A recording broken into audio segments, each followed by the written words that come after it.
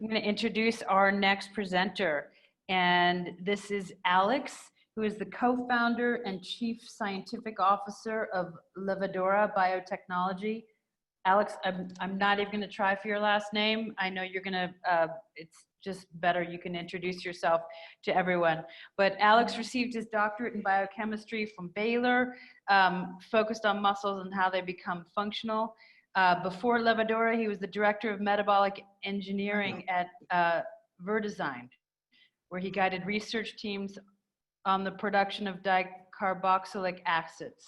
Alex now focuses his efforts on making cannabinoids with the goal of producing them as high quality, pure, and consistent as possible. The Levadura started in 2018, pre-revenue company, 4 employees, and $330K already raised. Welcome, Alex. Thank you, Julie. Can you hear me? Mm-hmm. Yep. And thank you to Brad and the organizers and all the judges. So I'll get started again. My name is Alex Hutagalung. You didn't try it, Julie, but you should have given it a shot. I mean, just for fun. Anyway. And I am the CSO of Levadura Biotechnology. And today I'm going to tell you about how we will be the go-to provider of cannabinoids and cannabinoid biosynthesis technology for the next generation of cannabis. Let's start with our team: Matt Engler, Jose LaPlaza, myself, and Brian Kahn.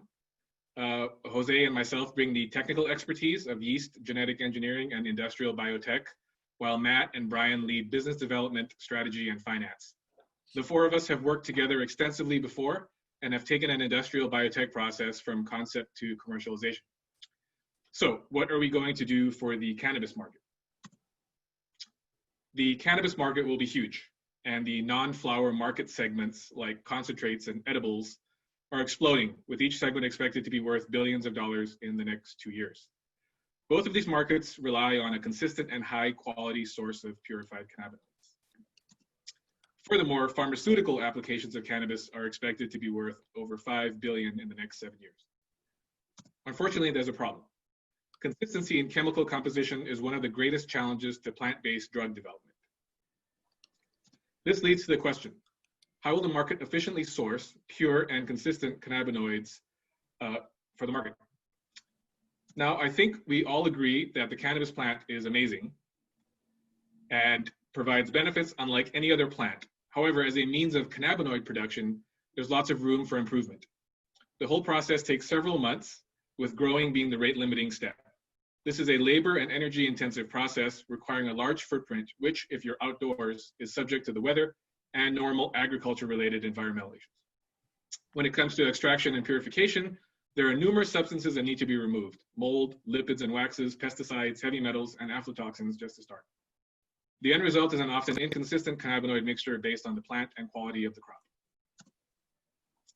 Levadura solves all these problems. Our expertise lies in our ability to genetically engineer yeast for a fermentation process. Each engineered yeast will produce 1 cannabinoid in a 1-week fermentation and purification cycle. Production will require a small footprint and will be a sterile and highly controlled process in fermentation tanks. I show you an example of what a tank might look like and its dimensions. All this without the known plant-based contaminants. One of the key components of a technology company is its intellectual property. We have recently filed a US patent to protect the core of our technology, shown below. The key advantage of our approach is how we engineer yeast to convert the input, in our case, vegetable oil, to the output, a cannabinoid, and I'll elaborate on that here. Any kind of vegetable oil is composed of triglycerides. Each triglyceride is composed of glycerol and 3 fatty acids. It's the fatty acid component that is valuable for our technology, which I show you here with the tail portion highlighted in red. Our yeasts, shown here as this Pac-Man guy with an empty belly, consume fatty acids, and our real special sauce is our ability to engineer these yeasts to not consume the red portion, because this is the starting point for cannabinoid biosynthesis. The yeast cells then take the bits of fatty acids they've consumed, combine them with the red portion, and build cannabinoids, like CBGA or THCA that I'm showing you here. In this way, we have developed proof of concept production of CBGA, THCA, and the cannabinoid precursor olivotolic acid.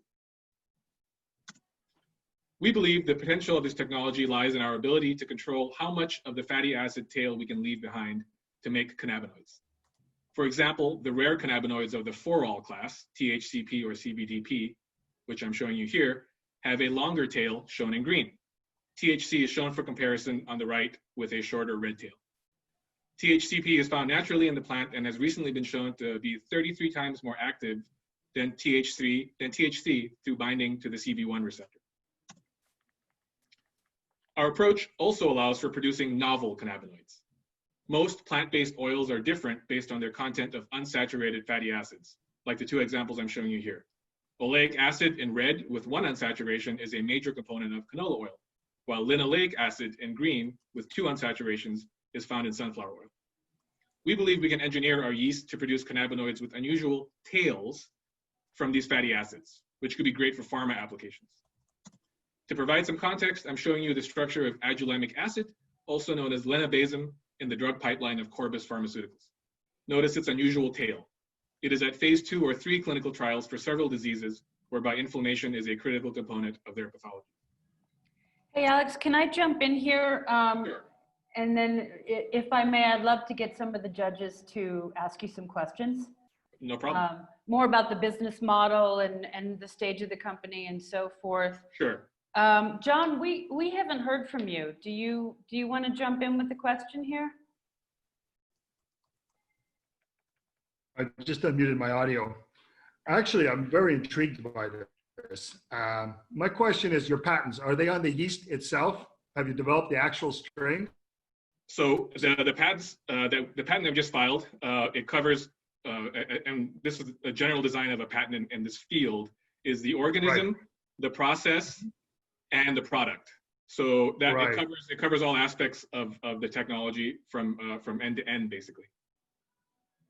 And again, so and what I talked about really was what I was trying to describe is really the technology, because it leads to not just THC or CBD production, but a range of other chemicals or cannabinoids, which are of interest currently in the marketplace beyond just those major compounds that you're aware of. Okay. Now I'm going to say this, and please take this with respect, okay? Absolutely. Because if what you have actually works, I don't know if you can hear me right now. My signal has been weak. That's why I've been turning off my camera. But what you actually have is actually extremely interesting, because for those of us who probably know, many of us probably already know this, that the pharmaceutical chains, the global change for the pharmaceutical companies has been hugely disrupted by relations with China and India going south. And the need for domestic production is critical. So my question to you is, what 1 or 2 components do you think that you could produce that could substitute for some potential pharmaceutical applications or pharmaceutical products? And I know that's a tough question. And if you're not prepared to get into it right now, that's okay. But I would take that offline. But it would be interesting to hear what you have to say. I'm not exactly sure to answer your question. I mean, as far as like pharmaceutical applications are concerned, the only cannabinoids in the marketplace that are approved for pharmaceutical applications are CBD. So it would take some time. The compounds, the sort of newer compounds like THCP or any of the novel cannabinoids, which obviously I haven't made and haven't gone through any regulatory process, that's obviously going to take years to get into the marketplace. But I think but to answer your question, as far as production is concerned, the ways that we can enter the marketplace with our technology is there are a variety of ways. We don't have to build our own facility. We can take this technology and move it to a number of tolling facilities that exist in the United States and throughout the world in order to get production up and running really quickly once we've developed the yeast strains. And an actual a production facility, if we were to build it ourselves, would be quite small, and it would fit into about a 10,000 square foot warehouse. So, you know, depending on the actual, or depending on the laws within any of the states or countries that you're talking about, you could set up a small facility quite quickly, although the cost wouldn't necessarily be cheap. But it is possible to make sure that you're compliant with whatever the current laws are in that state by building that facility right there. And without getting into your specific technical secrets, what do you do to ensure that there aren't mutations in the yeast? Because there can be issues with that. John, sequencing is very cheap nowadays. So literally, if I make a yeast strain, I could throw it and get it sequenced in a few weeks, and know the complete sequence of that organism from head to toe. And that's not a problem at all. That's actually quite easy to do. So, So if I was Coca-Cola and I said to you that I need pharmaceutical grade CBD and I need guaranteed production over a set period of time, right? And I want consistency because I'm Coca-Cola and I can't afford to screw around with hundreds of suppliers. Can you help me? Absolutely. Absolutely. Okay. I would love to help you. Excellent. Anyone in Levadura would give the same answer. Absolutely. Perfect. That's awesome. I apologize for dominating the conversation. I'll move forward. That's quite all right. You've like been on reserve because you've been quiet till now, so it's totally fine. I'm afraid, Alex, we are out of time though. So Sure. thank you so much. Really appreciate that.